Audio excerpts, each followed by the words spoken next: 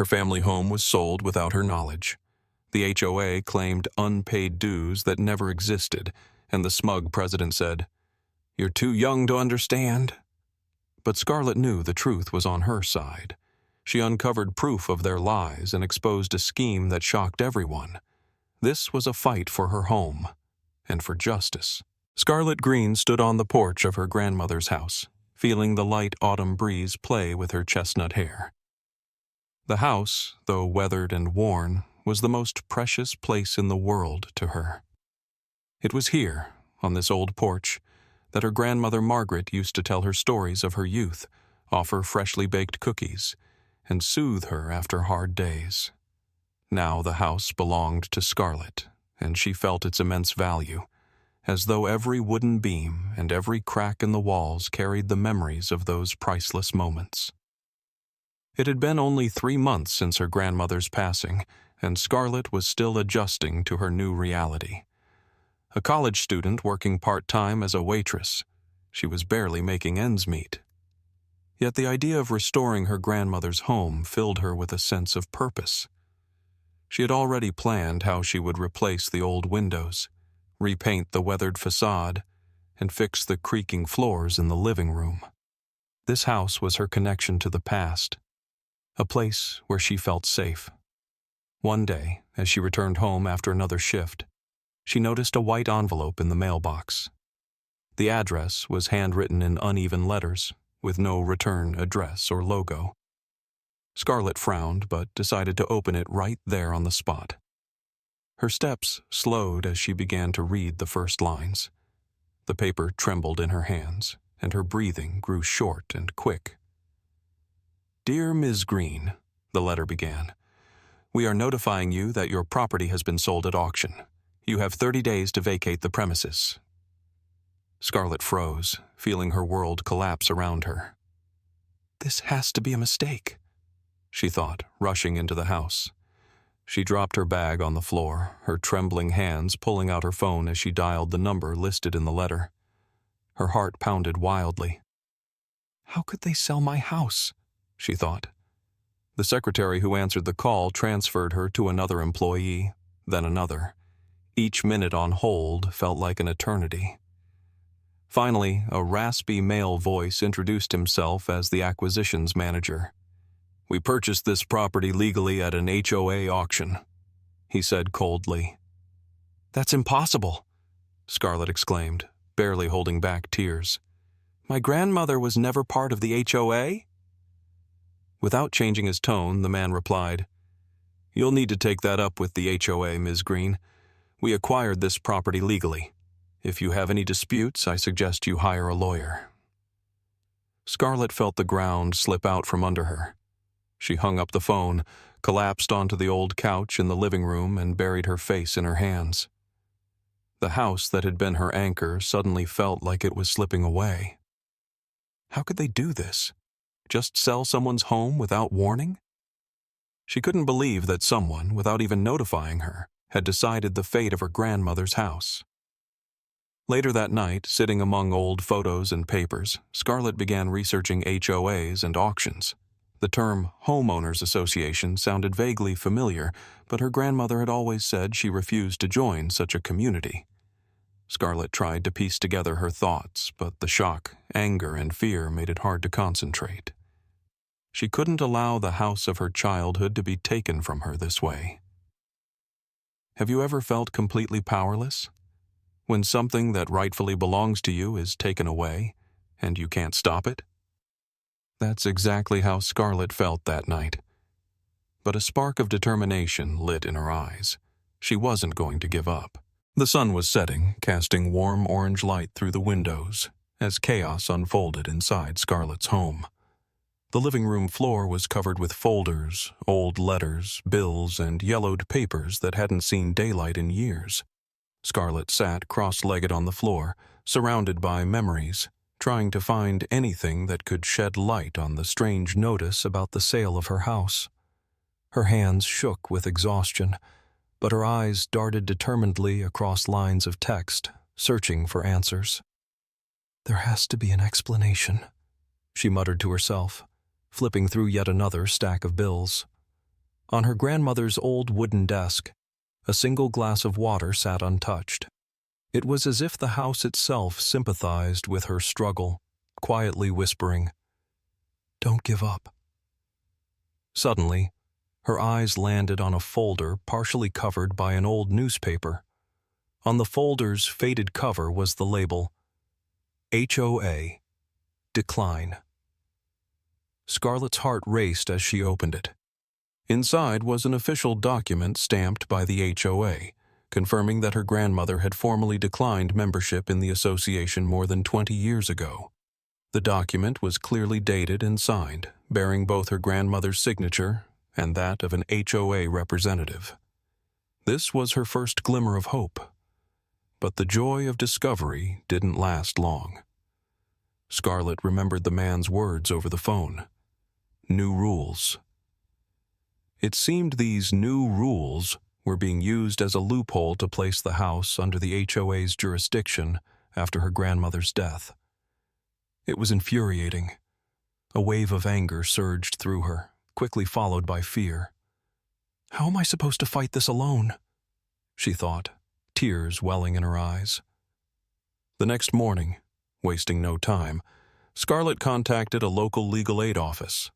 Within hours, she was sitting in a small but cozy office across from Amber Grant, a middle-aged attorney with sharp eyes and a warm voice. Amber listened carefully as Scarlett recounted the story, taking detailed notes. "Your case isn't unique," Amber said, frowning slightly. HOAs often use convoluted bureaucratic loopholes to manipulate property owners. But the fact that you found this document is huge. It's proof that your grandmother officially opted out. Amber explained that if the HOA's actions violated the terms of the original refusal or circumvented property rights laws, their actions could be deemed illegal. Her words gave Scarlett a sense of hope. Amber proposed starting with a formal request for all documents related to the house, including any records of debts or changes to HOA rules. "If they're hiding something, we'll find it," Amber said with a reassuring smile. Meanwhile, Scarlett decided to talk to her neighbors to see if anyone else had faced similar issues. She started with the Johnsons, an elderly couple who lived across the street. They had known her grandmother well and remembered how proudly she had declared that she would never join that association. "Margaret was a smart woman," Mrs. Johnson said. "She always said the HOA was just a way to squeeze money out of people." Other neighbors began sharing their stories too. It turned out the HOA had a reputation for raising fees without notice and issuing fines for trivial infractions. One neighbor, a young father, recounted how he had been fined for leaving children's toys in his front yard. "They like to control everything," he said, shaking his head. As Scarlett pieced together the puzzle, she saw the HOA for what it was, not just a strict organization, but something far more insidious. Many neighbors were too afraid to speak out, fearing retaliation or further fines. But Scarlett wasn't afraid. The more she learned, the stronger her resolve became. "They thought they could scare me, but I won't let them steal what belongs to my family," she told herself. By evening, Scarlett returned home with a new sense of purpose. Her desk was still covered with documents, but now there was a plan amidst the chaos. She knew the fight was just beginning, but she no longer felt powerless. "We'll win," she whispered, closing the folder. The courtroom was steeped in tense silence. On one side sat Scarlett, her hands clasped tightly together, her gaze fixed intently on the folder of documents held by her lawyer, Amber Grant. On the other side was Richard Carreel, president of the HOA, flanked by his legal team. Richard wore the smug expression of a man confident in his victory, but his occasional glances toward Amber's folder betrayed a flicker of unease, as if sensing the storm it might contain. The judge, a woman with a weary yet perceptive expression, opened the proceedings by asking the parties to present their arguments. The HOA's attorney spoke first, confidently asserting that Scarlett's house fell under the association's jurisdiction under new regulations, claiming her grandmother was obligated to pay dues. His voice was steady, but to Scarlett, every word felt like a nail driven into the heart of her grandmother's legacy. How can they lie so blatantly? She thought, clenching her fists under the table. When it was Amber's turn, she rose with the composure of someone who knew her arguments would dismantle the opposition's case. "Your Honor," Amber began, handing the judge a document. "This paper, signed over 20 years ago, explicitly states that Miss Green's grandmother opted out of HOA membership. This decision was final and legally binding. The HOA had no authority to reinstate the property into their jurisdiction, much less without notifying the current owner." The judge examined the document carefully, then turned her sharp gaze to the HOA's attorney. "How does your organization justify bringing this property under its jurisdiction?" she asked. The attorney mumbled something vague about new rules and standard procedures, but the judge shook her head, unimpressed. This was the moment Amber had been waiting for. She stepped forward and presented copies of internal HOA emails obtained through an official records request. "Your Honor," Amber said, her voice cutting through the room, "these emails reveal that the HOA's actions were deliberate. They demonstrate that the HOA leadership was fully aware of Miss Green's inheritance, but intentionally expedited the sale, assuming she was too young and inexperienced to fight back." Scarlett's heart sank as the judge read one of the emails aloud. "She's just a kid. She won't know how to fight it. The sale will go through without a hitch." A heavy silence filled the courtroom, broken only by muffled gasps from the audience. It was a blow Richard Carril couldn't recover from. The smug expression vanished from his face as he nervously fidgeted with the papers in front of him. The judge let the silence hang for a moment before delivering her verdict. "The HOA has clearly abused its authority. The documents presented by Miss Green are legally binding, and the association's actions are unlawful. I annul the sale of the house and restore full ownership to Miss Scarlett Green.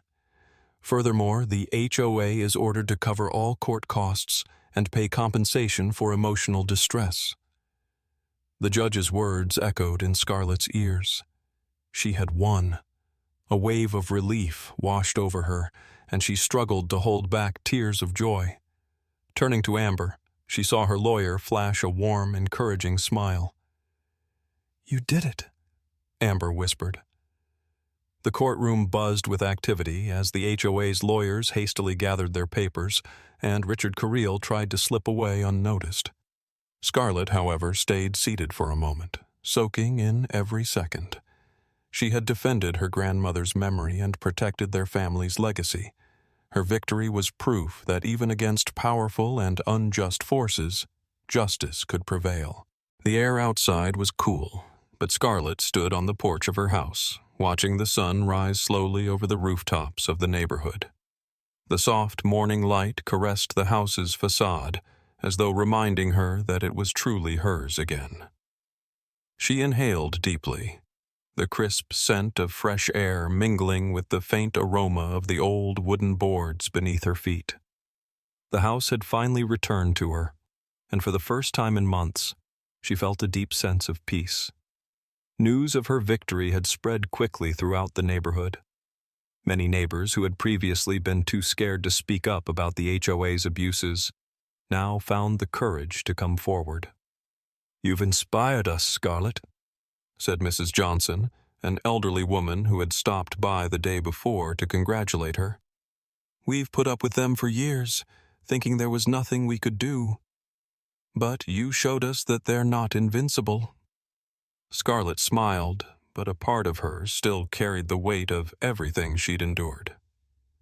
She couldn't forget Richard Carril's smug confidence during the trial, or the way it crumbled when the truth was revealed.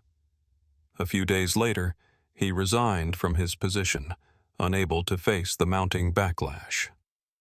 Scarlett's case had been the spark for change, and the residents began to push for reforms within the HOA. Every time a neighbor stopped by to thank her or share their own story, Scarlett felt the significance of her struggle grow. One young father from a nearby street recounted how he'd nearly lost his house over unjust fines. His eyes shone with gratitude as he said, "I thought I was alone, that there was nothing I could do, but your story gave me hope."